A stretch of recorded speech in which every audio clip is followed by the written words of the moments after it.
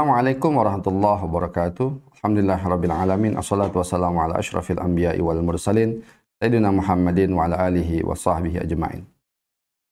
Kenapa Allah utus nabi yang terakhir yaitu Nabi Muhammad SAW di Jazirah Arab? Pasti ini menjadi pertanyaan bagi kita. Kenapa sih Allah tidak utus misalnya di Indonesia, atau Allah utus di Afrika, atau Allah utus di Amerika segala? Kenapa tidak seperti itu? Tapi kok Allah utus Rasulullah yang terakhir ini di Jazirah Arab? Ya. Ini pasti menjadi pertanyaan yang sangat mendasar bagi kita.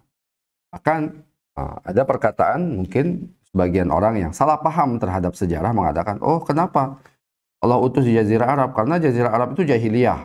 Ya. Orangnya jahat-jahat, jahiliyah bodoh. Ya, sehingga pantas saja Rasulullah diutus kepada mereka karena mereka ini jahat-jahat, mereka ini kasar-kasar, mereka ini orang yang ya kasar lah gitu, jahat, jelek gitu ya, sehingga wajar kalau Nabi diutus di tempat tersebut. Sebenarnya ini pemahaman yang salah. Ini pemahaman yang salah karena tidak seperti itu sebenarnya. Jazirah Arab banyak, bahkan mereka punya syaraf, mereka mempunyai kemuliaan. Mereka tidak mau apabila kemuliaan mereka ini dirusak. Ya, jadi tidak semuanya. Dan kalau kita bicara jahiliyah, sebenarnya jahiliyah ketika itu bukan hanya di Jazirah Arab, tapi seluruh dunia ketika itu jahiliyah. Jadi di timur itu jahiliyah, banyak penyembah berhala dan kerusakan. Di barat juga, di Romawi ketika itu juga jahiliyah. Ya. Timur itu tandanya ataupun lambangnya itu Persia, karena kerajaan yang paling besar di zaman itu adalah Persia. Sedangkan barat, lambangnya atau kerajaan yang terbesar di zaman itu adalah Romawi. Semua jahiliyah. Ya, baik jahiliyah Majusi ataupun jahiliyah Nasrani. Ya, karena mereka menganggap Allah punya anak dan mereka menyembah anaknya Allah. Seperti itu. Tapi kenapa sih, kita kembali lagi, kenapa sih Allah kemudian pilih Jazirah Arab ini sebagai tempat Allah Subhanahu wa Ta'ala mengutus Nabi yang terakhir? Ternyata para ulama membahas ya beberapa hal. Kenapa sih Allah utus Jazirah Arab ini sebagai tempat Nabi yang terakhir? Ya, sebagaimana yang dikutip atau ditulis oleh Syekh Muhammad Said Ramadan Al-Buti dalam fikih sirahnya, ada beberapa alasan. Yang pertama, mungkin saja Allah Subhanahu wa Ta'ala, wallahu alam, itu ingin mengutus ataupun ingin menjadikan orang-orang pertama yang memegang risalah Islam ini adalah orang-orang yang bersih secara pemikiran.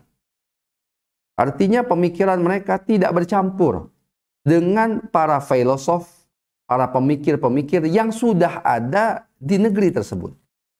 Karena kita ketahui bahwasanya Jazirah Arab ini tidak pernah dijajah oleh negeri manapun, oleh peradaban manapun. Mereka asli bangsa Arab yang memang tidak hidup pernah dijajah oleh bangsa manapun. Nggak pernah dijajah Persia, tidak pernah dijajah Romawi, tidak pernah dijajah Habasyah, ya, tidak pernah dijajah siapapun. Mereka adalah bangsa yang hidup mandiri, ya, yang dengan kehidupan mereka biasa, bahkan mereka bangsa yang ummi, bangsa yang buta huruf, yang tidak pernah dijajah oleh bangsa manapun, baik itu Persia, Romawi, dan yang lainnya. Sehingga menyebabkan karena mereka ini tidak pernah dijajah oleh bangsa manapun, pemikiran mereka ini masih polos. Pemikiran mereka ini masih bersih. Ya. Sehingga tidak bercampur dengan filosof-filosof dan pemikir-pemikir yang sudah ada.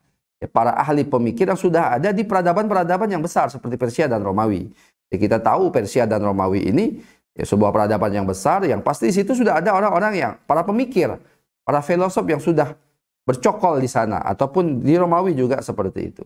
Sedangkan Jazirah Arab, ya bahkan orang-orang Jazirah Arab ini kebanyakan ummi, mereka nggak bisa baca tulis. Ya, mereka tidak terbiasa membaca dan menulis. Ya, itu alasan yang pertama. Kenapa Allah pilih Jazirah Arab? Dan ini alasan yang paling utama saya rasa. Karena para sahabat, orang-orang yang memegang pertama kali risalah Islam ini, orang-orang yang secara hatinya bersih, secara pemikirannya bersih, tidak bercampur dengan pemikiran-pemikiran yang menyesatkan yang sudah ada bahkan sebelum diutusnya Nabi Muhammad SAW.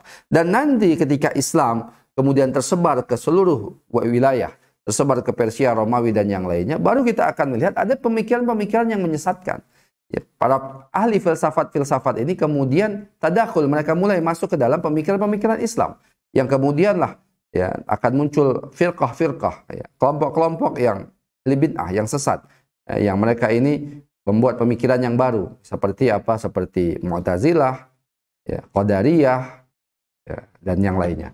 Itu alasan yang pertama, untuk agar kiranya orang-orang yang memegang pertama kali risalah Islam, yang menyebarkan risalah Islam pertama kali adalah orang-orang yang murni, orang-orang yang pemikirannya bersih, tidak tercampur dengan filosof, tidak bercampur dengan pemikiran-pemikiran yang menyesatkan.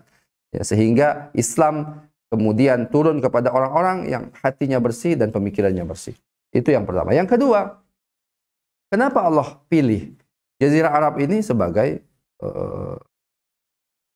tempat diutusnya Rasulullah SAW yang terakhir? Karena hadirnya ma'asyirin salah satu hikmahnya adalah Jazirah Arab ini adalah satu jazirah yang sangat strategis. Satu daerah, satu kawasan yang sangat strategis. Dia berada di tengah-tengah. Makanya kita sebut hari ini dengan Timur Tengah. Ya, dia berada di timur tapi juga berada di timur benar. Dia masih tetap di tengah. Kalau kita lihat letak geografisnya, hadirnya ma'asyirin, Jazirah Arab ini ya, di sebelah timurnya yaitu Asia, wilayah Asia, terus ya, Persia, Iran, Irak, sampai Uzbekistan dan yang lainnya, sampai ke Kazakhstan, Asia Tengah, sampai ke nanti Afghanistan, Pakistan, sampai kemudian ke Cina dan yang lainnya. Ya. Yang kedua, yang ke sebelah baratnya kita akan melihat Jazirah Arab berpapasan dengan benua Afrika.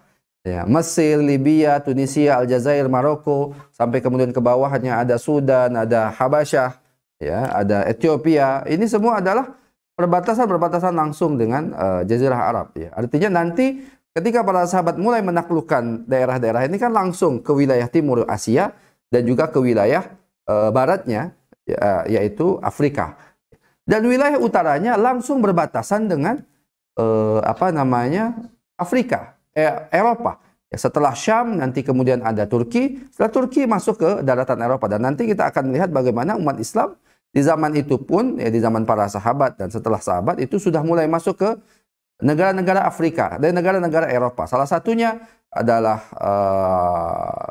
satu pulau yang nama Siprus. Ya, ini dimasukin di zaman Utsman bin Affan. Kemudian Andalusia, ya, yaitu Spanyol, itu sudah mulai masuk di zaman dinasti Bani Umayyah. Ya. Dan nanti hadirnya jamaah sekalian, dan kawasan-kawasan yang lain itu sudah mulai masuk di zaman sahabat dan dinasti Bani Umayyah dan seterusnya. Ya, ini sudah, dan artinya wilayah Jazirah Arab ini sangat strategis, ya, karena kemana-mana dekat, Eropa, Afrika, Asia, ya bahkan kalau ke wilayah selatannya itu berbatasan langsung dengan Samudra Hindia, dan nanti setelah Samudra Hindia dia akan ketemu dengan bagian selatan India yaitu Kerala dan yang lainnya, dan nanti ke selatannya lagi mereka akan nyambung ke Asia Tenggara, Indonesia, Malaysia, Thailand dan yang lainnya. Itu alasan yang kedua. Alasan yang ketiga hadirnya jamaah sekalian, kenapa Allah pilih, hikmah kenapa Allah pilih Jazirah Arab sebagai tempat diutusnya Nabi yang terakhir. Hikmahnya yang ketiga adalah karena bangsa Arab terkenal dengan bangsa yang suka melakukan perjalanan. Ya, mereka biasa melakukan perjalanan. Kalau musim dingin mereka biasa berjalan ke Yaman, kalau musim panas mereka biasa berjalan ke Syam. Ila fi Quraisyin ila fihim rihlatash syita'i was-shaif. Yaitu bangsa yang suka melakukan perjalanan, baik perjalanan di musim panas dan musim dingin. Makanya ketika mereka mendapatkan kewajiban untuk berdakwah dan kewajiban melakukan futuhat-futuhat, penaklukan-penaklukan, mereka sudah terbiasa karena memang mereka orang yang sudah teruji secara mental. Mereka biasa melakukan perjalanan, bukan hanya di musim panas atau bukan hanya di musim dingin, dua-duanya. Musim panas mereka jalan, musim dingin mereka jalan. Ya, artinya mereka orang-orang yang kemudian menyebabkan, dan nanti kita akan lihat bagaimana bangsa Arab ini yang menyebarkan Islam ke seluruh dunia.